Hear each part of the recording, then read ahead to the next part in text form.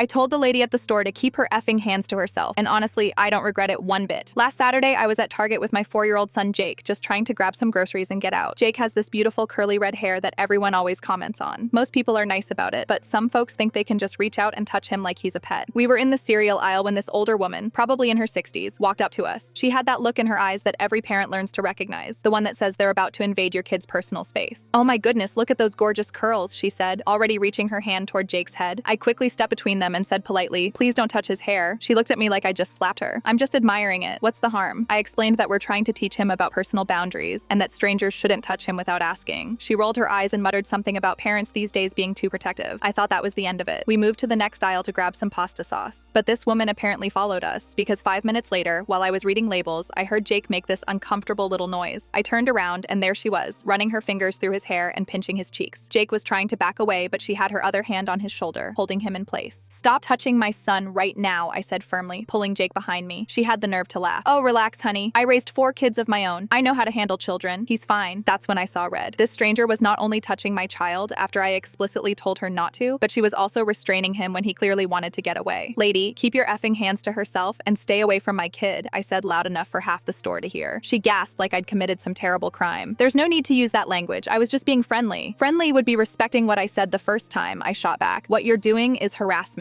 By now, other shoppers were staring. A Target employee came over to see what was happening. The woman immediately switched tactics and started playing the victim. "This young mother is being incredibly rude to me for no reason. I was just complimenting her son's hair." But here's the thing. Several people had seen what actually happened. This mom with twin girls spoke up and said, "Ma'am, I watched you follow them and touch that child after his mother told you not to. That's not okay." An older gentleman nodded and added, "I saw it too. The lady clearly said no touching, and you did it anyway." The Target employee asked if we needed security, and the woman finally realized she wasn't going to get any sympathy. She grabbed her cart and stormed off, muttering about how rude parents are nowadays. Jake looked up at me and said, "Mommy, why did that lady touch me when you said no?" I knelt down and explained that some grown-ups don't listen very well, but that he did nothing wrong by feeling uncomfortable. I told him he should always tell me if someone touches him when he doesn't want them to. The Target employee was amazing. She walked us to customer service and gave Jake a little toy car from their dollar section for being brave. She also said they'd keep an eye out in case that woman tried to bother other families. Later, I told my husband what happened, and he was proud of me for standing up for Jake. He said too many people think they have the right to touch other people's children just because they're cute. The mom with the twin girls actually found me in the parking lot and thanked me. She said her daughters have autism and strangers touching them can trigger meltdowns, but she's often too polite to speak up firmly. I sleep just fine knowing I protected my son's boundaries. If that makes me the bad guy in some stranger's story, I can live with that. My kid's safety and comfort matter more than some random person's feelings.